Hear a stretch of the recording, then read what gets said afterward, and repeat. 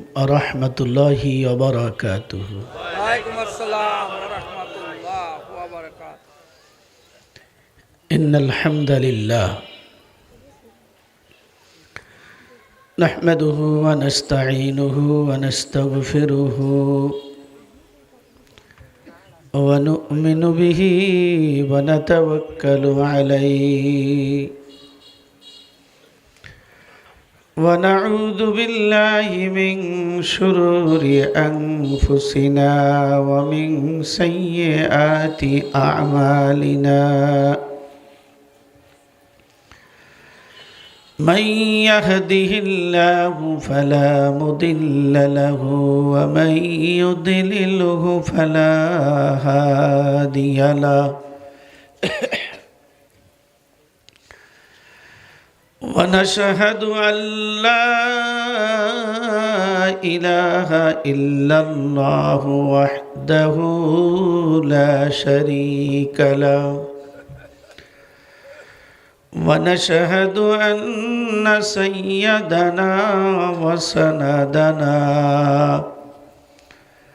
ومولانا محمدا عبده ورسوله صلى الله تعالى عليه وعلى آله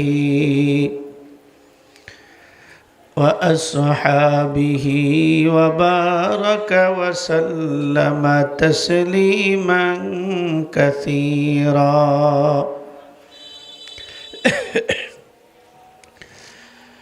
أما بعد فأعوذ بالله من الشيطان الرجيم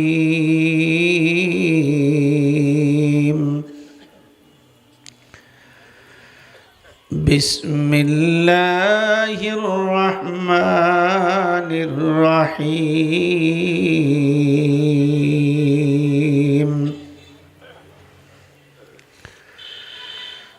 كل نفس ذائقة الموت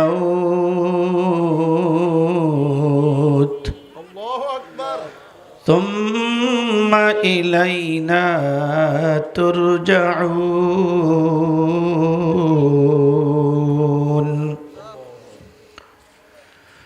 وقال النبي صلى الله عليه وسلم الكيس من دان نفسه وعمل لما بعد الموت والعاجز من اتبع نفسه هواها وتمنى على الله.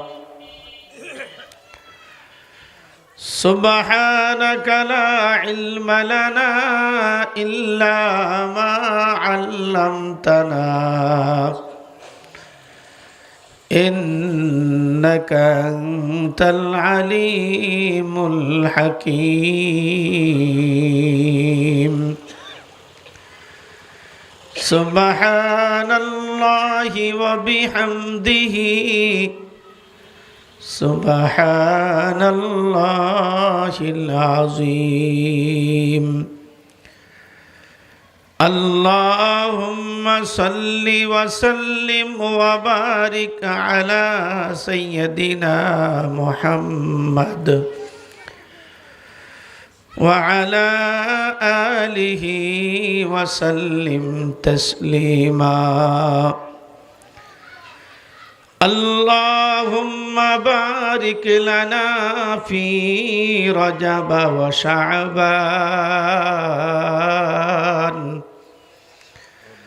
وبلغنا رمضان. সকলে বলি আমিন। آمين. آمنت بالله صدق الله مولانا العظيم وصدق رسوله النبي الكريم ونحن على ذلك لمن الشاهدين والشاكرين والحمد لله رب العالمين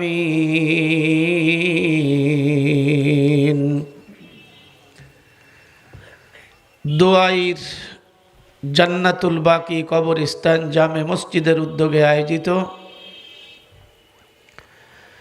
বাৎসরিক ওয়াজ ও ইসালে সব মাহফিলের শ্রদ্ধাভাজন ব্যক্তিত্ব সম্মানিত সভাপতি জনাব মোহাম্মদ ফয়সাল মাতুব্বর, সভাপতি দোয়াইর জান্নাতুল বাকি কবরস্থান জামে মসজিদ। আজকের মাহফিলের প্রধান অতিথি জনাব আলহাজ AKM মাসুদ খান, অবসরপ্রাপ্ত অফিসার্স ইনচার্জ বিশিষ্ট সমাজসেবক।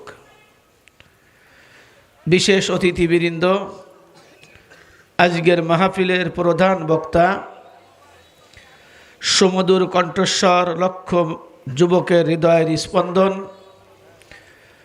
জনাব হজরত মাওলানা মুফতি আবু তাহের আবদুল্লাহ পুরী সাহেব, মুহাদ্দিস জামিয়াতুল ইসলামিয়া মাদ্রাসা নীলক্ষা, রহমতপুর, নরসিংদী। আমার পূর্বে আলোচনা করেছেন সংক্ষিপ্ত আকারে আমার খুব মহাব্বতের মানুষ জনাব আলহাজ হজরত মাওলানা গুলাম ফারুক হোসেন জিহাদি, ইমাম খতিব মাওলানা বাড়ি জামে মসজিদ, খাকান্দা, ভাঙ্গা, ফরিদপুর। মাহফিল পরিচালনার দায়িত্বে আছেন অত্র মাদ্রাসার অত্র মসজিদের পেশ ইমাম ও খতিব, সুদক্ষ আলোচক হজরত মাওলানা নাসির উদ্দিন জিহাদি, ইমাম ও খতিব অত্র জামে মসজিদ। মঞ্চে উপবিষ্ট বিশেষ অতিথিবৃন্দ, সামনে উপবিষ্ট দিনদার ইমানদার পরহেজগার ভাইরা, বাবার বয়সী সম্মানিত মুরব্বীগণ, সমবয়স্ক বন্ধুগণ, আমার স্নেহের যুবকেরা, স্নেহের কচিকাচা, স্কুল কলেজ মাদ্রাসার আজিজ ও তোলাবা, পর্দার অন্তরালে মহিলা প্যান্ডেলে উপস্থিত আমার শ্রদ্ধেয়া মা ও বোনেরা, আল্লাহ পাকের উঁচু দরবারে, সম্মানিত দরবারে অগণিত শুকরিয়া। যেই মহান আল্লাহ তাআলা অনুগ্রহ করে, দয়া করে, মায়া করে, ভালোবেসে দুনিয়াবি সমস্ত বেড়া জাল থেকে মুক্ত করে হায়াতে জিন্দেগিতে জীবিত রেখে সুস্থতার সাথে আমাদেরকে এই দ্বীনি মজলিসে, কোরআনের মজলিসে, আখেরাতের সম্বল জোগাড় করার মজলিসে আসার বসার মতো তৌফিক দান করেছেন। এই জন্য রব্বে করিমের দরবারে শুকরিয়া আদায় করতে গিয়ে দিল মনকে উজাড় করে মোহাব্বতের সহিত উচ্চ আওয়াজে বলি আলহামদুলিল্লাহ, আলহামদুলিল্লাহ, আরো জোরে বলি আলহামদুলিল্লাহ। আলহামদুলিল্লাহ। এই যে আলহামদুলিল্লাহ বললাম, এখানে আসলাম, এর কদর, এর সম্মান, এর দাম, এর মূল্য এখন বুঝে আসবে না। বুঝে আসবে তখন দুইটা চক্ষু চিরতরে বন্ধ হয়ে যাবে। সেই দিন বুঝে আসবে যে সত্যিকারে একটা আমলের কত দাম। কিয়ামতের ময়দানে একজনকে আল্লাহ পাক বলবেন, যাও একটা আমল তুমি নিয়ে এসো, তোমাকে ওই জাহান্নামের আগুনে আমি পোড়াবো না, একটা আমল নিয়ে এসো, যাও। দুনিয়ার মধ্যে সবচাইতে বড় দরদি মা আর আব্বা। তোকে আওয়াজ আজকে এরম হচ্ছে কে? মাইকের আওয়াজ।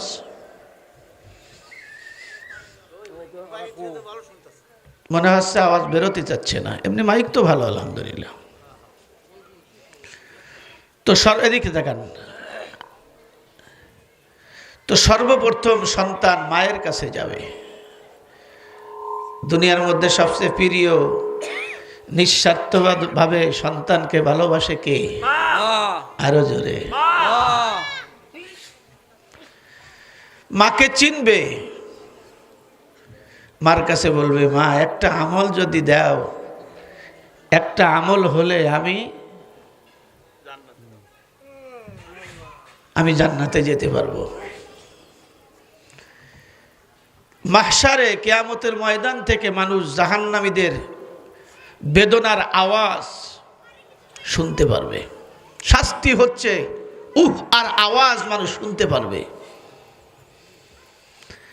তখন মা অস্বীকার করে বসবে, নিজের একটা চিন্তা, আমি যদি একটা আমল দিয়ে দেই, যদি আমার কম হয়ে যায় তাহলে আমার কি অবস্থা হবে। তখন মা বলবে, বাবা আমি তো তোমাকে চিনি না, এবং আমার বিয়ে শাদী হয়েছিল কিনা তা তো আমার মনে নাই। তখন মার কাছ থেকে সন্তান বিমুখ হয়ে আমল না পেয়ে ফিরে চলে যাবে, এবং যার কাছেই যাবে কেউ একটা আমল কাউকে দিতে, কথা কয় না, দিবে না, কেউ কাউকে আমল দেবে না। কিন্তু এইটা আমাদের বুঝে আসে না, আমরা বুঝি না। যারা বোঝে আল্লাহর নবী তাদেরকে জ্ঞানী বলছে। আল্লাহর নবী জ্ঞানী বলছে কাদের? যারা আমল করে। এই জন্য আমি হাদিস পড়েছি, নবীজি বলেন সাল্লাল্লাহু আলাইহি ওয়াসাল্লাম বলেন, আল কাইয়িসু মান দানা নাফসাহু ওয়া আমিলা লিমা বাদাল মাউত। আল্লাহর নবী দরদি নবী মুহাম্মাদুর রাসূলুল্লাহ সাল্লাল্লাহু আলাইহি ওয়াসাল্লাম বাড়ি যেয়ে কয়ে নেন। ওয়াজ শুনতে শুনতে বুড়ো হয়ে গেল, কোহানে কি কইতে হয় তা জানে না। আল্লাহর নবী মুহাম্মাদুর রাসূলুল্লাহ সাল্লাল্লাহু আলাইহি ওয়াসাল্লাম ইরশাদ ফরমান, আল কাইয়িসু মান দানা নাফসাহু, প্রকৃত জ্ঞানী, পরিপূর্ণ জ্ঞানী মান ওই ব্যক্তি, দানা নাফসাহু, যে ব্যক্তি তার জীবনের হিসাব কিতাব নেয়। আমার কি করা উচিত ছিল, আমি কি করছি, আমি কোথায় ছিলাম, এখন কোথায় আছি, কোথায় যাব, এই হিসাব নিকাশ যে করে, আমার নবী বলেন ওই ব্যক্তি হলো সবচাইতে বড় জ্ঞানী। ওয়া আমিলা লিমা বাদাল মাউত, মৃত্যুর পরে যেই জগৎ আছে ওই জগতের জন্য যেই ব্যক্তি আমল করে, নবীজি বলেন জ্ঞানী ব্যক্তির আলামত চিহ্ন নিদর্শন দুইটা। এক নম্বর হলো নিজের জীবনের হিসাব নেয়, নিজেকে অন্যায় অবিচার পাপাচার কাছ থেকে ফিরায় রাখে, এবং মৃত্যুর পরে দুই চক্ষু বন্ধ হয়ে যাওয়ার পরে যেই জগৎ আছে সেই জগতের জন্য নেক আমল করে। আমার নবী বলেন এই সমস্ত মানুষ হইল দুনিয়ার মধ্যে সবচাইতে বড় জ্ঞানী। তাহলে নবীজি বলেছেন জ্ঞানী কারা? যারা নিজের জীবনের হিসাব নেয়, আমার কি করা দরকার ছিল, আমি কি করছি, আমার কি করা উচিত, কোথায় ছিলাম, কোথায় আছি, কোথায় যাব, এই বুদ্ধি, এই হিসাব যাদের কাছে আছে। দুই নম্বর, মৃত্যুর পরে যেই জগৎ আছে, যেই জগতের সাথী বলতে কেউ আছে নাকি? দুনিয়ার মধ্যে যদি বিপদে মুসিবতে পড়ি, আমার বংশের কোনো মানুষ নাই, এলাকার কোনো মর্যাদা আমার নাই, রাস্তায় যদি পড়ে থাকি একজন না একজন মানুষ আমার সহযোগিতা করবে। কিন্তু দোস্তরে, কবরে যাওয়ার পরে আমি আপনি যদি বিপদে পড়ে যাই, ওখানে সহযোগিতা করার মতো আমার কেউ নাই। এজন্য আমাকে আপনাকে দুনিয়া থেকে যাওয়ার আগে আমার আপনার কবরের সম্বল জোগাড় করে যেতে হবে। মুসলমান বাবাজিরা, ভাইয়েরা, যেহেতু এখানে কবরস্থান এবং মসজিদের সমন্বয় মাহফিল, এই জন্য ইবাদত এবং কবরে যাতে সুখে থাকা যায় এই সম্পর্কেই আলোচনা হবে। মুসলমান বাবাজিরা ভাইরা, মালিক ইবনে দিনার রহমাতুল্লাহি আলাইহি একজন আল্লাহর ওলি ছিলেন। কে ছিলেন? মালিক ইবনে দিনার আল্লাহর ওলি ছিলেন। আল্লাহর ওলি একদিন বসে আছেন, হঠাৎ করে একজন যুবক আসছে হাঁপাইতে হাঁপাইতে। কলিজার টুকরো যুবক, তোমরা একটু ভালো করে শুনে যাও। এবার মালিক ইবনে দিনারের কাছে আসার পরে বলছেন, আল্লাহর ওলি, আপনার সঙ্গে একটু কথা আমি বলতে চাই, কথা বলার সুযোগ হবে কিনা? মালিক ইবনে দিনার বলে, যুবক তুমি কি জন্য আসছো, কি বলতে চাও? বলছে, হুজুর আমি আপনার হাতে বায়াত হয়ে আপনার কাছে খাঁটি তওবা করে আল্লাহর খাঁটি বান্দা হতে চাই। আমি আল্লাহর কাছে গুনাহ নিয়ে যাইতে পারবো না। কারণ হলো আমি নিজের চোখে দেখে আসছি, যদি কোনো ব্যক্তি কবরে গুনাহ নিয়ে যায়, অপরাধ করে যায়, তার কি অবস্থা আমি নিজের চোখে দেখে আসছি। এজন্য হুজুর আমাকে তওবা পড়াইয়া আল্লাহর খাঁটি বান্দা বানায় দেন। আমি যুবক কবরের ভিতরে অপরাধী হইয়া গুনাহ নিয়ে কবরে যেতে চাই না।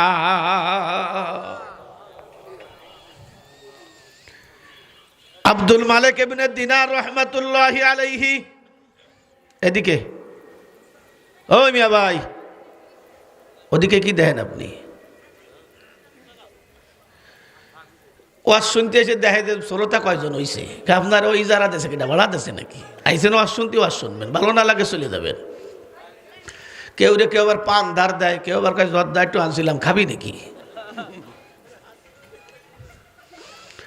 মুসলমান বাবাজিরা ভাইয়েরা, মালিক ইবনে দিনার যুবককে জিজ্ঞেস করে, যুবক কি অন্যায় কাজ করেছো যার জন্য তোমার তওবা করা দরকার? এই অনুভূতি তোমার মধ্যে তৈরি হয়েছে এবং তওবা করার শুরু লগ্নে একটা কথা বলেছো, নিজের চোখে নাকি কবরের আযাব দেখে আসছো।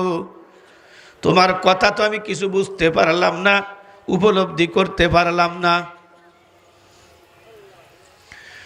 যুবক বলতেছেন, হুজুর তওবা করা আমার জন্য শুধু প্রয়োজন না, প্রয়োজনের চাইতেও প্রয়োজন। হুজুর বললেন, কেন রে বাবা এই অনুভূতি তৈরি হয়েছে, তুমি কি অন্যায় করেছো? এবার যুবক বলতেছেন, হুজুর দুনিয়ার মধ্যে যত প্রকার অন্যায় আছে এমন কোনো অন্যায় অপরাধ নাই আমি করি নাই। হুজুর আমার অপরাধের পরিধি যদি আপনাকে বলি দীর্ঘ সময় লাগবে, দীর্ঘ সময়ের প্রয়োজন হবে। আমার অপরাধের পরিধি আমি বলতে যাব না, তবে একটা কথা আপনাকে বলে যাই, সেইটা হলো আমি যে অন্যায় কাজ করেছি, অন্যায়ের ভিতরে সবচাইতে মারাত্মক অন্যায় যেটা ছিল সেটা হলো আমি আমার অভ্যাসে এবং আমার পেশা ছিল আমি একজন কাফন চুরিকারী। আমার পেশা হলো সবচাইতে নিকৃষ্ট যেটা, সেটা হলো কাফন চুরি করা। এলাকার মধ্যে যদি কোনো কবর নূতন হয়, ওই ব্যক্তির কাফন চুরি করা না পর্যন্ত আমার ভালো লাগে না। ওই ব্যক্তির কাফন চুরি না করা পর্যন্ত আমার ভালো লাগে না। এজন্য আমি পেশায় ছিলাম একজন কাফন চোর। বাস এই কথা শোনার পরে আব্দুল মালিক রহমাতুল্লাহি আলাইহি যুবকের হাত চেপে ধরছে, হায় রে এত বড় দুঃসাহস তোমার, কবর খনন করে তুমি কাফনের কাপড় নিয়ে এসো। কারণ কবরের কাছে যদি নামাজ না পড়ে, রোজা না করে, এই মানুষগুলো কবরের পাশ দিয়া যাইতে পর্যন্ত ভয় পায়। যাদের নামাজ কালাম নাই, পবিত্রতা নাই, রোজা নাই, এই সমস্ত মানুষ কবরের কাছে যাইতে ভয় পায়। কথা বলেন না কেন? এলাকার মধ্যে নাম বললে একেবারে 102 ভাগ চিনে ফেলবেন। 100 ভাগ চিনবেন না, 102 ভাগ। এমন গাড়ির গাড়ি, ও আমার বাপের সব বেঁচে ফেললেও গাড়ির চাকা একখান কিনবার পারবো না, সেই গাড়িতে আমার উঠেই নিয়ে গেছে কবর জিয়ারত করানোর জন্য। চলেন হুজুর, ওই যে কবর কর্নারের 1 নম্বর 2 নম্বর 3 নম্বরটা হলো আমার বাবার কবর। যান, তা আপনি চলেন, আমি যাব না, আপনি যে জিয়ারত করে আসেন। তা আপনি যাবেন না কেন? কয় না, সরি আমি যাব না। জিয়ারত শব্দের অর্থ হলো সাক্ষাৎ। তুমি দুনিয়াতে তোমার বাপের কবর জিয়ারত করতে ভয় পাও, তার মানে হলো কি? নামাজের সাথে সম্পর্ক। কথা বলেন মুসলমান বাবাজিরা, ভাইয়েরাম, আমরা সকলেই ইমানদার দাবি করি। কথা বলেন না কেন? আমরা সকলেই ইমানদার দাবি করি। আজকে আমার আপনার মূল পরিচয় দিয়ে যাব, কবরে গেলে কেমনে শান্তিতে থাকতে পারবো। আমরা বন্ধুরে দিবারাত এবং বন্ধুরে চলনে বলনে সুযোগ সুবিধা হলে উলামায়ে কেরামের সামনে যে বলি লা ইলাহা ইল্লাল্লাহ,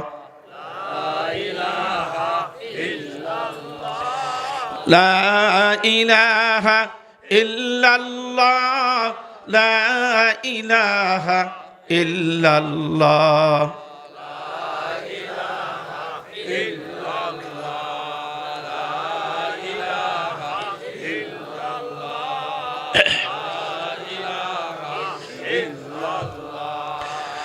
লা ইলাহা ইল্লাল্লাহু মুহাম্মাদুর রাসূলুল্লাহ সাল্লাল্লাহু আলাইহি ওয়াসাল্লাম। এই কালেমার ঘোষণা দেওয়ার কারণে আমরা মুমিন, আমরা ইমানদার, আল্লাহর কাছে দামি। কথা বলেন ঠিক কিনা?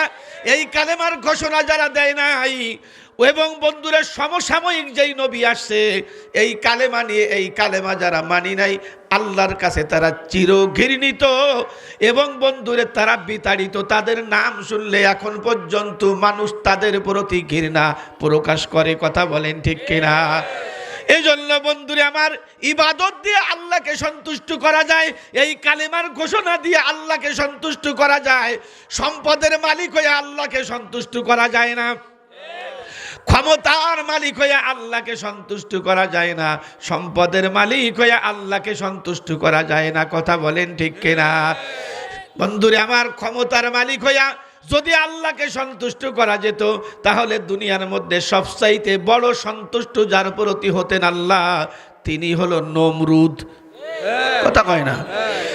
সারা বিশ্বের শাসন করেছে, আরো 3 জন আছে বললাম না, সারা বিশ্ব শাসন করেছে নমরুদ। কিন্তু নমরুদের সময় যেই নবী ছিল ইব্রাহিম, ওনারে কি মানছে? কথা বলেন না কেন? ওনাকে মানি নাই, বরঞ্চ ওনাকে হুমকি দিয়েছে, তোরা আল্লাহরে আমি গুলি করে মারিয়ে ফেলবো। হ্যাঁ, আল্লাহকে গুলি করে মারিয়ে ফেলবে। এজন্য মাঝে মাঝে বন্ধুরা আমার বলে থাকি, যেই যুগে যেই বেয়াদব, যেই যুগে যেই নাফরমান আসছে, ওর অনুযায়ী মন মতো চলছে, আল্লাহ কিচ্ছু বলেনি। কিন্তু মজার ব্যাপার হলো, যখনই আল্লাহ তার প্রেরিত নবী প্রেরণ করেছেন, ওই নবীর সাথে যখনই ওই বিপদগামী মানুষগুলো বেয়াদবি করছে, আল্লাহ পাক তখন আর ছাড় দেই নাই।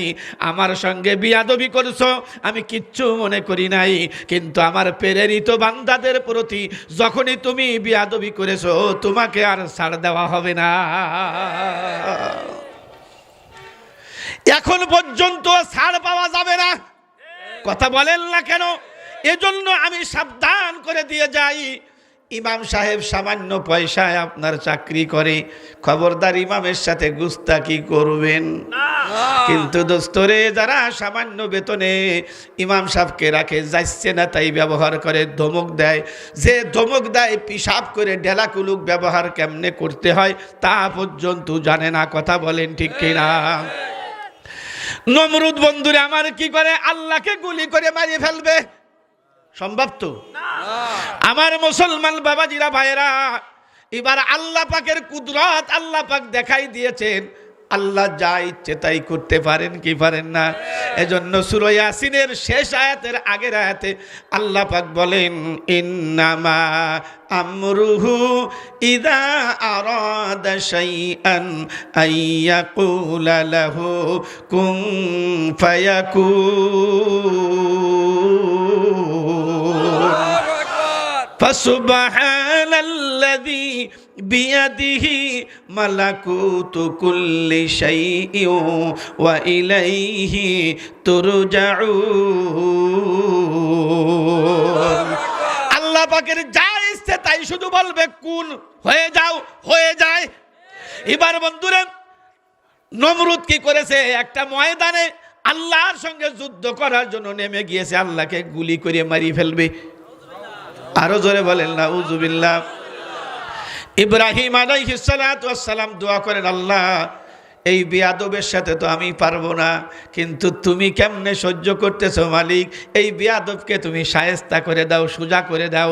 ও ক্ষমতা দিয়ে তোমার সাথে লড়তে চায়, এজন্য আল্লাহ তার ক্ষমতাকে তুমি শেষ করে দাও। আল্লাহ বলেন, ইব্রাহিম তোমার দোয়া আমি কবুল করলাম, তবে সমকক্ষ কাউকে দিয়া আমি আল্লাহ নমরুদকে শেষ করব না। এজন্য হায়াতুল হায়াল কিতাবের মধ্যে লেখা আছে, একটা মশা জীবিত থাকে মাত্র 2.5 দিন, কিন্তু নমরুদকে সোজা করার জন্য আল্লাহ পাক যেই ঠ্যাং ভাঙ্গা ডানা ভাঙ্গা মশা নিযুক্ত করেছিলেন, ওই মশাকে আমার মালিক, আপনার মালিক জীবিত রেখেছিলেন মাত্র 40 দিন। 40 দিন নাকের মধ্যে যাইয়া ঢুকায়, শুধুমাত্র কুরুশ করে কান্না করে কামড় দেয়। এজন্য আমরা বড় মানুষ, আমরা সম্মানী, কিন্তু পৃথিবীর সব প্রাণীর কাছে আমরা দুর্বল। কথা বলেন না কেন? আপনি মন্ত্রী, আপনি বড় পদমর্যাদাশীল, কিন্তু মশার থেকে বাঁচার জন্য আপনার মশারি টানানো লাগে। কথা বলেন ঠিক কিনা? মুসলমান বাবাজিরা, ভাইয়েরা, তাহলে বোঝা গেল আল্লাহকে সন্তুষ্ট করার জন্য ক্ষমতা দিয়ে সন্তুষ্ট করা যায় না। হে মুসলমান, টাকা পয়সা দিয়ে আল্লাহকে সন্তুষ্ট করা যায় না। যদি আল্লাহকে টাকা পয়সা দিয়ে সন্তুষ্ট করা যেত, তাহলে আল্লাহর সবচাইতে প্রিয় যিনি হতো তার নাম ছিল কারুন।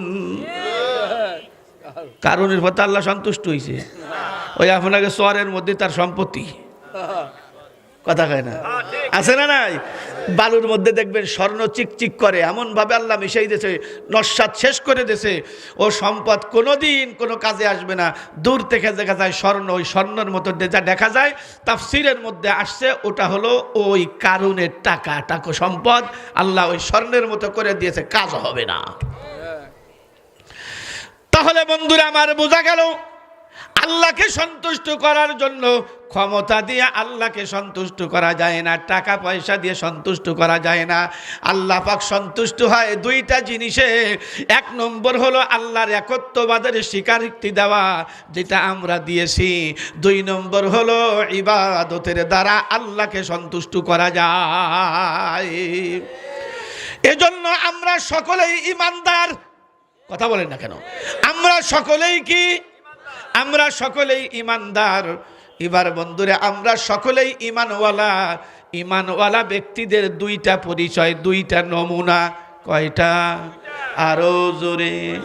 এবার মুখস্থ করে নিব। ঈমানওয়ালার মধ্যে 2টা নমুনা থাকতে হবে।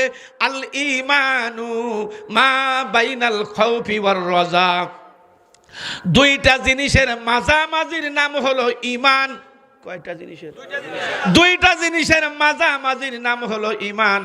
ডাইন পাশে একটা থাকবে, বাম পাশে একটা থাকবে, মাঝে থাকবে ঈমান। তাহলে আপনি হবেন ঈমানদার। বলে ডাইন পাশে কি থাকবে? আল ঈমানু মা বাইনাল খাউফি ওয়ার রাজা। 2 জিনিসের মাঝামাঝির নাম হলো ঈমান। সেই মাঝামাঝি তো ঈমান। এবার ডাইন পাশে কি, বাম পাশে কি? ডাইন পাশে থাকতে হবে দোস্তরে আল ঈমানু মা বাইনাল খাউফ। 1 নম্বর খৌফ থাকতে হবে। তাহলে ঈমানের 1 নম্বর নমুনা, যদি আমার মধ্যে আমি ঈমানদারিত্ব দাবি করি, তাহলে আমার মধ্যে ডাইন দিকে যেটা থাকতে হবে সেটা হলো খৌফে খুদা। তার অর্থ হলো আল্লাহর ভয়। কি থাকতে হবে? আল্লাহর ভয় থাকতে হবে, আযাবের ভয় থাকতে হবে, সাজা শাস্তির ভয় থাকতে হবে। আছে তো আমাদের মধ্যে? আছে তো? হ্যাঁ, দেখেন আছে নাকি? পাতায় দেখি, মূলেই দেখি। কাগজের সাথে কাগজ মিলাবেন, 2টা সমান হলে তো মিশবে। হ্যাঁ, 2টা সমান হলে মিশবে, তাই তো? তাহলে এবার মিলাই দেখি। আমার মধ্যে আল্লাহর ভয় আছে কিনা? যেই ব্যক্তির ভিতরে আল্লাহর আযাবের ভয়, সাজা শাস্তির ভয়, কবরের আযাবের ভয়, জাহান্নামের ভয়, পুলসিরাত পার হওয়ার ভয় যার ভিতরে থাকবে, তার নমুনা, তার চিহ্ন, তার নিদর্শন হলো ওই ব্যক্তি কখনো নিজ ইচ্ছায় আল্লাহর নাফরমানি করবে না। আমার ভিতরে আল্লাহর আযাবের ভয় আছে, আমার ভিতরে জাহান্নামের আযাবের ভয় আছে, আমার মধ্যে কবর আযাবের ভয় যদি বিরাজমান থাকে, তাহলে আমার দ্বারা কি হবে না? আল্লাহর নাফরমানি কোনো কাজ হবে? শুধুমাত্র ফজরের নামাজ না পড়ে থাকলে হবে? কথা কয় না। এর মধ্যে যারা আমরা আসছি, ফজরে যাওয়া হয় নাই, জোহরে যাওয়া হয় নাই, আসরে হয় নাই, মাগরিবে হয় নাই, ঈশার নামাজে মাহফিলে লোকজন কম হয় কেন? আগে যদি যাই নামাজ পড়া লাগবে না, ওই ঝামেলার মধ্যে কে যায়? এই জন্য কিছু বুদ্ধিমান লোক এবং বুদ্ধিমান ছেলেরা কি করে, ইশারের পরে আসে যাতে নামাজ পড়া না লাগে। আর যারা আরো বেশি বুদ্ধিমান, এরা আসবে দুরূদ শরীফ পড়ে দোয়া করার সময়। কারণ কি? কারণ জানে ওখানে কি দেবে। এই বুঝে ফেলাইছেন। আমি গতকালকে গোপালগঞ্জ সদরে যেই মাহফিলে ছিলাম, শেখপুরা ওই আরিফের প্রাইভেট গাড়ি নিয়ে গিয়েছিলাম, লোকজন তেমন নাই। যখন দুরূদ শরীফ পড়ছে, আরে গেট মেট ভাঙিয়ে ফেলাচ্ছে। কি হলো? কয় হুজুর গরুর গোশত দিয়ে তিহারি রান্না হইছে।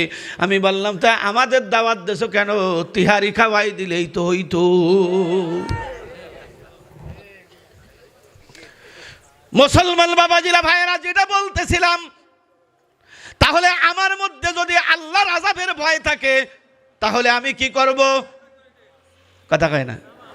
নামাজ না, আল্লাহর আযাবের ভয় যদি থাকে, তাহলে আমার দ্বারা কোনো নাফরমানি, আরো জোরে বলেন, আমার দ্বারা কোনো আল্লাহর নাফরমানি হবে না।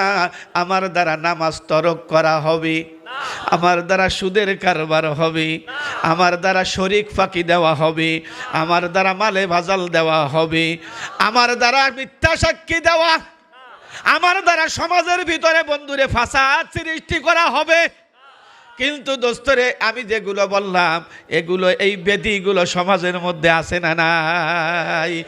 এত যদি বেদি থাকে, তার কারণ কি? কারণ হলো আল্লাহর আযাবকে বিরুদ্ধ আঙ্গুল প্রদর্শন করেছে। ও আযাব টাজাব যারা মানে না, তাদের যারা গুনার কাজ, তাদের দ্বারা আল্লাহর নাফরমানি হয়। বন্ধুরে আমার, যারা আল্লাহর আযাবকে ভয় পায়, তাদের দ্বারা আল্লাহর নাফরমানি হওয়া কোনো ক্রমেই সম্ভব নয়। মহিলারা বন্ধুরা আমার, আল্লাহর আযাবকে যদি ভয় পায়, তাহলে মহিলাদের বেপরদায় যাওয়া সম্ভব যায় না তো? আমাদের দেশের মহিলারা কি বেপরদায় যায়? দূর কো দেইতেই না তো। আল্লাহর আযাবের ভয় যদি থাকে, তাহলে কোন মহিলা বেপরদায় বাহির হতে পারবে না। কারণ কি? বেপরদায় বাহির হওয়া আল্লাহর নাফরমানি হয়। 2 নম্বর হলো, কোনো মহিলা কি করতে পারবে না? স্বামীর সাথে গুস্তাকি করতে পারবে না, স্বামীর নাফরমানি করবে না, স্বামীর সঙ্গে বিয়াদবি করতে পারবে না, যদি আল্লাহর আযাবের ভয় থাকে। কথা বলেন ঠিক কিনা?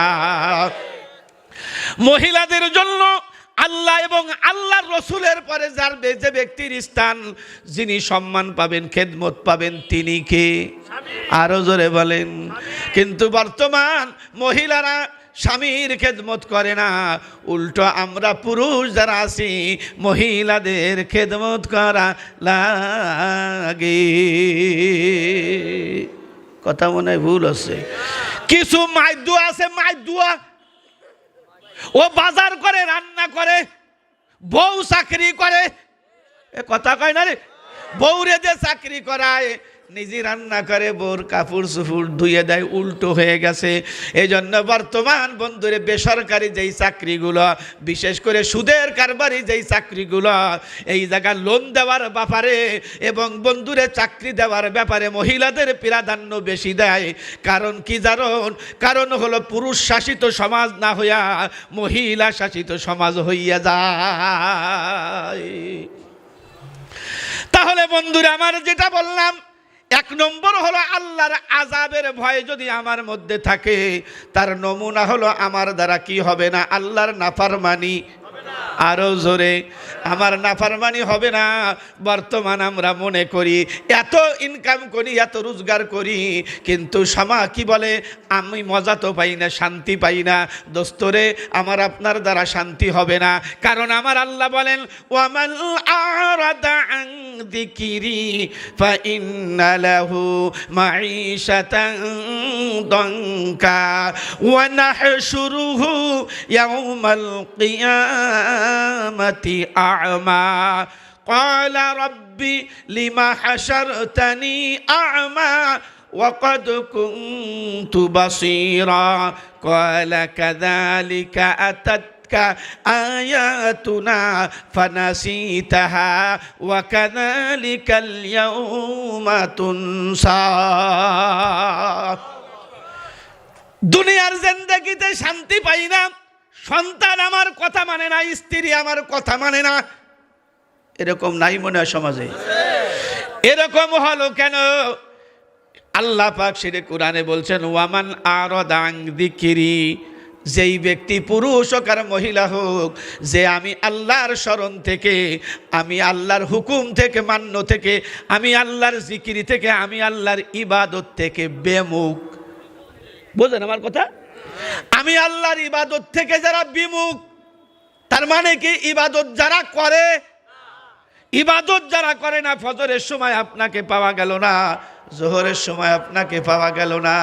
এবার আমার আল্লাহ বলেন, ওয়ামান আরাদা আন যিকরি, যেই ব্যক্তি, যেই মহিলা হোক, পুরুষ হোক, যুবক হোক, যুবতী হোক, যে আমি আল্লাহর স্মরণ থেকে উদাসীন, ফাইন্না লাহু মাঈশাতান দানকা, অবশ্যই ওই ব্যক্তির দুনিয়ার জিন্দেগি সংকীর্ণ হবে। দুনিয়ার জিন্দেগিতে কোটি টাকার মালিক হবে, দুনিয়ার জিন্দেগিতে কোটি টাকার মালিক হবে, কিন্তু কি পাবে না? শান্তি পাবে। আরো জোরে। দুনিয়ার জিন্দেগিতে শান্তি পাবে না। এজন্য দোস্তরে, তার জিন্দেগি সংকীর্ণ হবে। যে আল্লাহর ইবাদত থেকে বিমুখ, তার জিন্দেগি হবে সংকীর্ণ, অর্থাৎ শান্তিময় হবে না। বন্ধুরা আমার, দুঃখময়, কষ্টময় হবে। ও দোস্তরে, এই ঘোষণা কার? এই জন্য আমি আপনি শান্তি কোথায়? ইবাদতের মধ্যে আল্লাহর ঘোষণা। আমি আপনি শান্তি সেখানে খুঁজি না, আমরা শান্তি খুঁজি বিভিন্ন সুদের কারবারে, অবৈধ উপরোধনে আমরা শান্তি খুঁজি, যার জন্য আমরা জিন্দেগিতে শান্তি পাই না। এবার বন্ধুরে, এই দনকা সংকীর্ণ, এই আয়াতের তাফসীরের মধ্যে আসছে কি সমস্যা?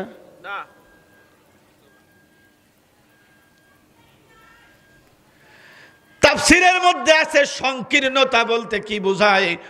বন্ধুরা আমার, দুনিয়ায় যত অর্থ কড়ির মালিক হবে, জিন্দেগিতে শান্তি পাবে? আরো জোরে বলেন। শান্তি হলো কি? শান্তিময় হলো দুশ্চিন্তাময় জিন্দেগি। জিন্দেগিতে কোনো দুশ্চিন্তা নাই, তার নাম হলো শান্তি। মুসলমান বাবাজিরা, ভাইয়েরা, এইভাবে আল্লাহর ইবাদত থেকে উদাসীন অবস্থায় যদি দুনিয়ার থেকে চলে যায়, আমার নবী, আমার আপনার নবী সাহাবীদেরকে বুঝাইছেন, একটু আমার দিকে তাকাইলে বুঝতে সুবিধা হবে। আল্লাহর নবী সংকীর্ণতা বুঝাতে যায়া সাহাবীদেরকে বলতেছিলেন, যখন এরকম আল্লাহর নাফরমানকে কবরে রাখা হবে, কবরে রাখার পরে কবরের মাটি এমনভাবে দুই পাশ থেকে চাপ দেবে, নবীজি এইভাবে দেখাইছেন, ওরে মুর্দার ব্যক্তি কবরে রাখার পরে, পুরুষ হোক আর মহিলা হোক, আল্লাহর ইবাদত সম্পূর্ণভাবে যদি না করে নাফরমান হয়ে যদি কবরে যায়, নবীজি এইভাবে দেখাইছেন, বুকের এক পাজরের হাড় অন্য পাজরের মধ্যে এইভাবে মাটির চাপে ঢুকে যাবে। এজন্য মুসলমান বাবাজিরা, ভাইয়েরাম, আমার আপনার দায়িত্ব হলো, আল্লাহকে যদি ভয় করি, আল্লাহর আযাবকে যদি ভয় করি, তাহলে আমাকে এক নম্বর কাজ হলো, তার নমুনা হলো, আল্লাহর সমস্ত নাফরমানি কাজ কি করতে হবে? কথা কয় না? আল্লাহর যত নাফরমানি কাজ আছে, সমস্ত নাফরমানি কাজগুলো ছেড়ে দিতে। আরো জোরে। মিথ্যা কথা বলবো, সুদের কারবার করব, মিথ্যা সাক্ষী দেব, বেপরদায় মা বোনদেরকে বাইর করব, এরকম এক একটা বন্ধুরে অনুভূতিতে আনবো কোনটা আল্লাহর আদেশ এবং কোনটা আল্লাহর নিষেধ। আমার জিন্দেগিতে যদি আল্লাহর আযাবের ভয় থাকে তাহলে আমি কোশ্চিন কালেও আল্লাহর নাফরমানি করতে পারবো না। আজ থেকে আমরা ওয়াদা করি আল্লাহর কাছে, আল্লাহ এতদিন যা বুঝেছি না বুঝেছি আজকের থেকে বুঝলাম ইমানের নমুনা দুইটা। এক নম্বর আল্লাহর আযাবের ভয়, আর ভয়ের নমুনা হলো আল্লাহর নাফরমানি কাজকে ছেড়ে দেওয়া। রব্বুল আলামিন যতদিন যে জিন্দেগিতে বেঁচে থাকবো ও মালিক তোমার নাফরমানি করব না। এবার 2 নম্বর হলো ইমানের নমুনা।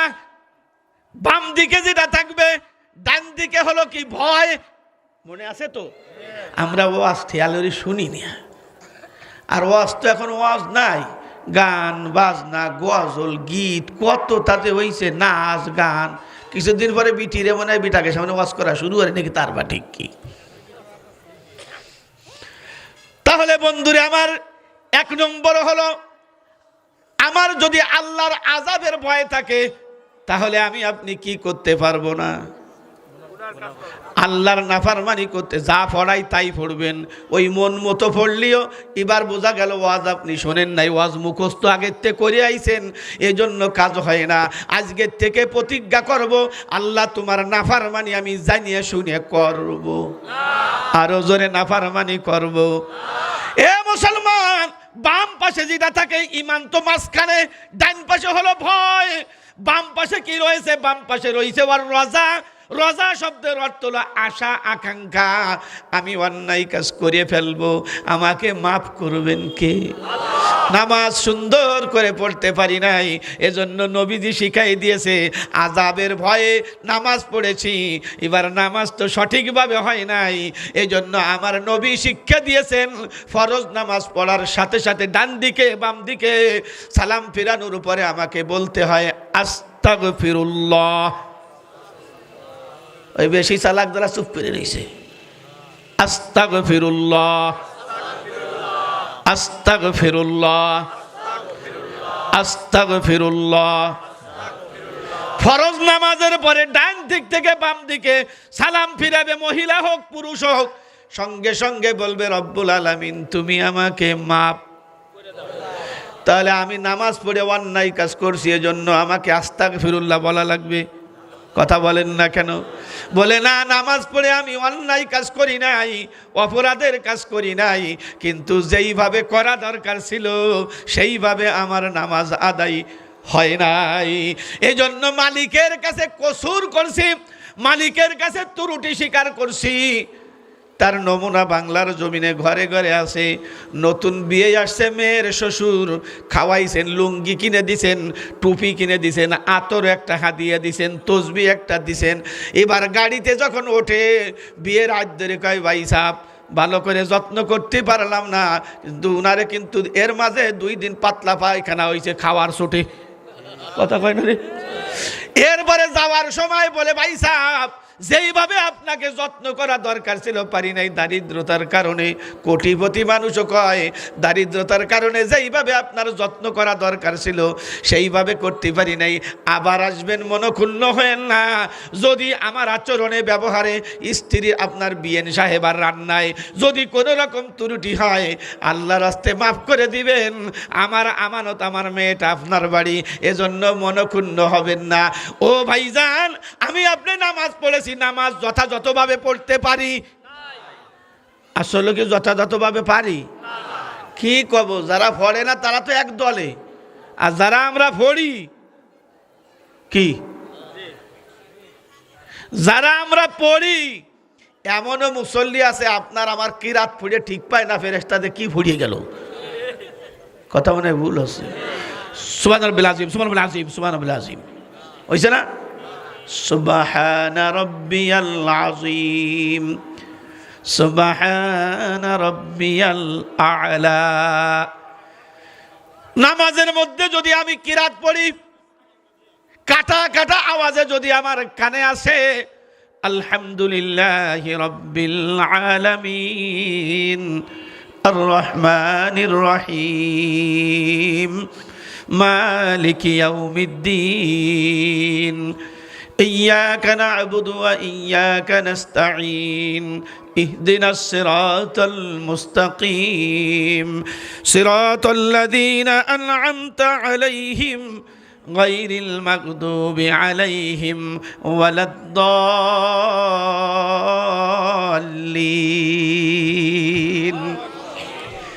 এইভাবে সুন্দর করে যদি পড়ি তারপরেও আমার সঠিক হবে না, এই সঠিক আমি আদায় করতে পারি নাই। কেন? আল্লাহ কত বড়। আল্লাহু আকবার, সবাই বলেন আল্লাহু আকবার।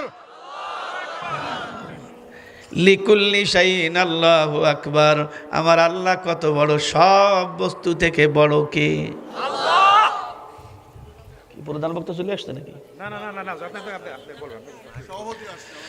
আল্লাহু আকবার বলেন, সবাই বলেন আল্লাহু আকবার। শব্দের অর্থ হলো আল্লাহ মহান, আমরা জানি এর অর্থ হলো আল্লাহ সব চাইতে বড়। এই জন্য মুসলমান, আপনি যখন ডিসি স্যারের সামনে যাবেন, প্রধানমন্ত্রীর সামনে যাবেন, কথা কিন্তু সুন্দর করে বলতে গেলেও হয় না। এ আল্লাহ কত বড়, আসমান থেকে আল্লাহ বড়, জমিন থেকে আল্লাহ বড়, সাত তবক আসমান, নদ নদী গাছপালা তরুলতা যত প্রাণী আছে সব প্রাণী থেকে বড় কে? এ মুসলমান, আল্লাহ বড়, তাহলে তার হুকুম কত বড়, তার হুকুম আদায় করা কত বড় কঠিন। এজন্য আমি আপনি সুন্দর করে আদায় করতে পারি নাই। এজন্য রসুল শিক্ষা দিয়েছেন, নামাজ পড়ার পরে ডান দিক থেকে বাম দিকে সালাম ফেরানোর সাথে সাথে বলবা আস্তাগফিরুল্লাহ রব্বুল আলামিন। যেইভাবে তোমার ইবাদত সুন্দর করে দরকার ছিল আমি তো সুন্দর করে পারি নাই, তুমি আমাকে মাফ করে দাও। আল্লাহর ওলিরা বলেন, এখানে দুইটা নমুনা, দুইটা সামারা, দুইটা ফলাফল। এক নম্বর ফলাফল হলো যেটা নবীজি আমাদের জন্য দিয়েছেন, সেই ফলাফলটা হলো তামাম পৃথিবীতে যত সাগর আছে, সাগরের পানি যখন এরকম লড়াচড়া করে, ওই পানির লড়াচড়ায় আপনাদের দরগা বাজারে দেখবেন পানির নড়াচড়ায় কিনারায় বন্ধুরে যেখানে পানি বাধা সৃষ্টি হয় ওখানে ফেনা তৈরি হয়। কথা বলেন ঠিক কিনা?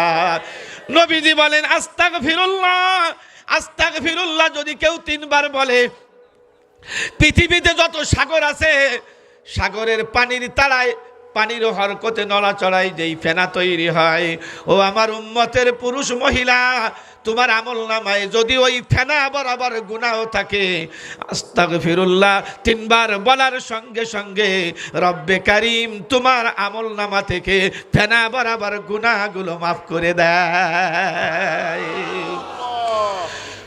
2 নম্বর নমুনা সামারা, সেটা হলো আমি যখন বলেছি আস্তাগফিরুল্লাহ রব্বুল আলামিন তুমি আমাকে মাফ করে দাও, তখন রব্বুল আলামিন খুশি হইয়া কুদরতি হাত মাথায় বুলাই দিয়ে বলে, বান্দা শত ব্যস্ততার মাঝে তুমি আমি মালিকের ডাকে সাড়া দেওয়ার জন্য আসছো, এই জন্য আমি বান্দা তোমাকে মাফ করে দিলাম।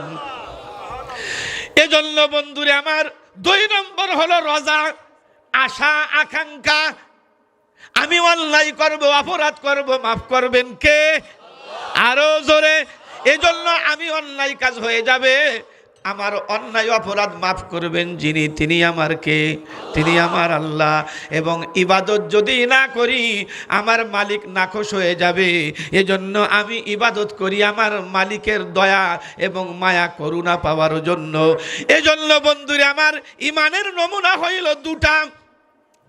একটা হলো ডাইন পাশে আল্লাহর আযাবের ভয়, যদি আমার মধ্যে ভয় থাকে তাহলে আমার দ্বারা নাফরমানি হবে। আরো জোরে। 2 নম্বর আল্লাহর রহমতের আশা যদি আমার মধ্যে থাকে তাহলে আমার ইবাদতের মধ্যে কোন রকম অনীহা অবজ্ঞা তুচ্ছ তাচ্ছিল্য এবং বন্ধুরে শিথিলতা অলসতা আমার ইবাদতের মধ্যে আসবে না। এবার বন্ধুরে অলসতা করে আপনি রেহাই পাবেন না, মাপ পাবেন না। কথা কি বুঝতে পারতেছি আমি? আপনি অলসতা করে ইবাদতে অবজ্ঞা করে ইবাদতে না যাইয়া কিয়ামতের ময়দানে আপনি মাপ পাবেন না, ক্ষমা পাবেন না। কারণ কি? কারণ আল্লাহ কোরআনে তা বলে দিয়েছেন, লা ইউকাল্লিফুল্লাহু নাফসান ইল্লা বুসআহা লাহা মা কাসাবাত ওয়া আলাইহা মাকতাসাবাত। জোরে বলেন আল্লাহু আকবার। মহান রব্বুল আলামিন কোরআনে কারীমের মধ্যে বলেন, একটু ভালো করে বুঝে যান, আমরা যে ইবাদত করি এই ইবাদত করতে আমরা কি সক্ষম? কথা কয় না। যে ইবাদত করি এটা করতে সক্ষম না। আরে বুঝে শুনে কোন, যে ইবাদত করি এটা করতে কি সক্ষম? বোঝেন নাই। 5 ওয়াক্ত নামাজ কি আমার দ্বারা আদায় করা সম্ভব হবে? হ্যাঁ, বুঝতে হবে। এই ইবাদত টুয়া টাকলাম না, বাড়িতে মুখস্থ রয়েছে, যা কয় তাই কয়। মুসলমান বাবাজিরা, ভাইয়েরাম, আল্লাহ পাক কোরআনের মধ্যে বলেছেন, হে দুনিয়ার মানুষ, যেই ইবাদত করতে তোমরা সক্ষম না, যেই ইবাদত করতে তোমরা শক্তিশালী না, আমি আল্লাহ সেই ইবাদত করতে তোমাদেরকে বাধ্য করি না। যে ইবাদত বান্দা করতে পারে না, আল্লাহ সেই ইবাদত করতে বান্দাকে বাধ্য করেন। হে মুসলমান, সমাজের সবার প্রতি যাকাত ফরজ। 2-3 জন বুঝিয়ে বলতেছে, আর কয়জন কাছে তো কি হলো, কি কয়? মাইকের আওয়াজ কমা। মাইক আজকে কয়েনতে নিয়েছিস, ভাড়া বুড়ো দিয়ে মনে হয় কোনোটাই দিয়ে বাহিছিল, টানিয়ে নিয়েছেন মাথার তলের দিয়ে।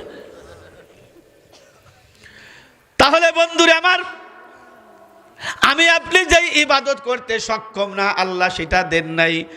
ইসলামের ভিত্তি কয়টা? কালেমা, নামাজ, রোজা, হজ, যাকাত। কালেমা সকলের জন্য বাধ্যতামূলক। 2 নম্বর, নামাজ সকলের জন্য বাধ্যতামূলক। রোজা সকলের জন্য বাধ্যতামূলক। কথা কি ঠিক না? অসুস্থ ব্যক্তির জন্য বাধ্যতামূলক না, মুসাফিরের জন্য বাধ্যতামূলক না। তুমি এখান থেকে চট্টগ্রাম গিয়েছো, 7 দিন থাকবা, যদি রোজা থাকতে পারো ভালো, আর যদি না পারো দেশে আইসে যখন পেট ভরে খাইতে পারবা, তোমার দৌড়দৌড়ি নাই কোর্ট কাছারিতে। আল্লাহ বলেন, তাহলে তুমি এখানে এসে থাকো, ওখানে মুসাফির অবস্থায় তোমার রোজা থাকা লাগবে না। এখান থেকে চট্টগ্রাম গিয়েছো, শরিয়াতে আল্লাহ পাক ছাড় দিয়েছে, চট্টগ্রাম যাইয়া কয়দিন থাকবা? 78 বা 80 কিলোমিটার দূরে যাইয়া বলে, হুজুর আমি 3 দিন থাকবো। আল্লাহ পাক বলেন, বান্দা সুন্নত নামাজ তোর পড়া লাগবে না, তুই মাত্র 2 রাকাত ফরজ নামাজ পড়বি, কসর করে দিলাম তোর জন্য, আমি আল্লাহ সহজ করে দিলাম। 10 রাকাত নামাজ যদি পড়িস তাহলে জজ কোঠে উঠে যাবে, তুই সেই সময় যেতে পারবি না। এজন্য 2 রাকাত নামাজ পড়ে সুন্নত বাদ দিয়ে চলে যা, আমি আল্লাহ তোকে এটাও ক্ষমা করে দিলাম, তোর নামাজ বাকিটা পড়া লাগবে না। এবার বন্ধুরে, যাকাত, যাকাত ফরজ হবে কোন ব্যক্তির প্রতি?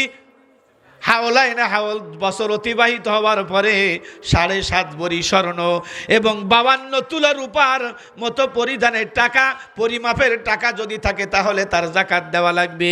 এর কম যদি কারো মালিক হয়, সে যাকাতের টাকা খাইতে পারবে। তাহলে বাধ্যতামূলক, দেখেন আমার আপনার জন্য আল্লাহ ছাড় দিয়েছে, তোমার অর্থ নাই, যাকাত দেওয়া লাগবে না। তোমার মক্কা যাওয়ার মতো প্লেন ভাড়া নাই, মক্কা যাওয়ার মতো যোগ্যতা তোমার নাই, তাহলে তোমার মক্কাও যাওয়া ফরজ। কথা বলেন। তাহলে বোঝা গেল, বান্দা ইবাদত করার জন্য যতটুক সক্ষম, শক্তিশালী আল্লাহ সেই ইবাদত করতে বান্দাকে বাধ্য করেছে। কথা বলেন, কথা বলেন ঠিক কিনা? আলোচনা যদি মন দিয়ে না শোনেন কিচ্ছু বুঝবেন না, শুধু শুধু বলবেন চেঁচাচেঁচি করে গেল। জি ও মুসলমান বাবাজিরা, ভাইয়েরা, তাহলে আমার আপনার আল্লাহ আমার আপনার জন্য ইবাদত কি করেন নাই? কঠিন করেন। কি করেছেন? সহজ করেছেন। কি করেছেন? সহজ করেছেন। কেমনে করেছেন? আমাদের সকলের জানা, আহারে আল্লাহকে আমরা চিনি নেই। আল্লাহ রহমান, আল্লাহ রহিম। আল্লাহ আল্লাহ রহমান, আল্লাহ রহিম, আল্লাহ দয়ালু, আল্লাহ করুণাময়। এদিকে আল্লাহ রহমান, আল্লাহ রহিম, আল্লাহ করুণাময়, আল্লাহ দয়ালু। কিভাবে করুণাময়, কিভাবে দয়ালু একটু সুন্দর করে বুঝি। আমরা ইশারের নামাজ পড়ছি কি পড়ি নাই? পড়ছি কি পড়ি না? হাত উঁচু করার দরকার নাই, যারা নামাজ না পড়ছে তারাও কবে পড়ছি। এই জন্য হাত উঁচু করার জন্য দরকার নাই। আমরা ইশারের নামাজ পড়েছি, ফজর, জোহর, আসর, মাগরিব, ঈশা। কয় ওয়াক্ত হলো? আহারে আমার মালিক, আমার আপনার মালিক আমার প্রতি, আপনার প্রতি কতটা দয়া করেছেন। আমার নবী যখন নবুয়তের একাদশ বছরে মেরাজে গিয়েছিলেন, আমাদের সবার জানা, আমার চাইতে আপনারা কম জানেন না, আল্লাহ পাক নবীকে কয় ওয়াক্ত নামাজ দিয়েছিলেন? হায় হায় রে, কয় ওয়াক্ত? এই 50 ওয়াক্ত যদি বহাল থাকতো তাহলে তো সরদুয়াইরের মানুষ আমরা ঠিক মতো পড়তাম। হ্যাঁ, দুয়ার না? ও দুয়ার, সরদুয়ার কোন দিকে আবার? ও আচ্ছা, এটা হলো দুয়াইর। আচ্ছা আচ্ছা, আপনাকে টাকা পয়সা ওয়াজ হইতে তো ভুলে কয়ে ফেলেছি সরদুয়ার, আবার মনে করে টাকা দেয় ওয়াজ দেয় আমরা খাওয়াবানি, আমরা উনি কয় সরদুয়াইর না। আমরা দুয়াইরের মানুষ, সরদুয়াইরের মানুষ। শেখপুরা, কাউলি বেড়া, কামারকান্দা ওদিকে যারা আছি, যদি 50 ওয়াক্ত বহাল থাকতো আমরা পড়তে পারতাম। আরো জোরে বলেন। ওরে দোস্ত রে, দুনিয়ার কত কিছু চিন্তা করলাম, আমার মালিকের কুদরত আমি কোনোদিন চিন্তা করি নাই। আমার আল্লাহ ভালো করে জানেন, আমার বন্ধু মুহাম্মদ যদিও পড়তে পারবে, কিন্তু শেষ জামানায় এমন একটা উম্মত আমার বন্ধুর হবে, 50 ওয়াক্ত যদি বহাল রেখে দেই, আমার বন্ধুর উম্মতেরা পড়তে পারবে না, মহিলারা পড়তে পারবে না, কমজোর, কম হায়াত, ব্যস্ততা বেশি, পড়তে পারবেন না। এজন্য নবীজিকে মেরাজ থেকে দিয়ে দিয়েছেন, যান 50 ওয়াক্ত নিয়ে যান উম্মতের জন্য। ষষ্ঠ আসমানে আল্লাহ পাক মুসা আলাইহিস সালাতু ওয়াস সালামকে দাঁড় করে রাখছে। ও মুসা, তোমার দায়িত্ব হলো আমার বন্ধু জানো 50 ওয়াক্ত নামাজ নিয়ে জমিনে যাইতে না পারে। চিন্তা করছেন? হ্যাঁ, বর্তমান বাংলাদেশে যদি আমার কাছে 2000 টাকা পান আপনি, আর আপনি যদি কেন যে 1500 টাকা মাপ, আপনি 500 দিয়েন, আপনার ওই 500 দেওয়ার আগে কমপক্ষে 5 বার আপনার সালাম করব। বোঝেন নাই? আপনার মতো লোকই হয় না। মুসলমান বাবাজিরা, ভাইয়েরাম, এবার আল্লাহর নবী মুহাম্মদুর রাসূলুল্লাহ সাল্লাল্লাহু আলাইহি ওয়াসাল্লাম ফিরে আসছেন ষষ্ঠ আসমানে। আল্লাহর নবী মুসা আলাইহিস সালাতু ওয়াস সালামের সঙ্গে সাক্ষাৎ। সালাম দিয়ে বলেন, আখিরি জামানা নবী, উম্মতের জন্য কি হাদিয়া পাইছেন? আমার আপনার দরদি নবী বলেন, নামাজ। কয় ওয়াক্ত? কয় 50 ওয়াক্ত। উনি কয় লা ইলাহা ইল্লাল্লাহ। কোয়াও কি তুমি 50 ওয়াক্ত নিয়ে চলে আসছো? আমার আপনার দরদি নবী বলেন, আল্লাহ পাক আমাকে হাদিয়া দিয়েছে, হাদিয়া কি ফেরত দেওয়া যায়? আল্লাহর নবী মুসা আলাইহিস সালাতু ওয়াস সালাম বলেন, ফেরত দেওয়া যায় না বুঝি, কিন্তু মুসা আলাইহিস সালাম বলছেন, কিন্তু আখেরি জামানার নবীরে তোমার উম্মত 50 ওয়াক্ত আদায় করতে পারবে না। আমার আপনার নবী দাঁড়ায় আছেন, দিলেন আল্লাহ, উনি কয় পারবে না। কারণটা বুঝলাম না। জলিল কদর নবী নিজের থেকে কোনো কথা বলবেন না, তাহলে আমার আল্লাহ বলায়, আমার আল্লাহ মনে হয় আমার উম্মতের বোঝা হালকা করতে চায়।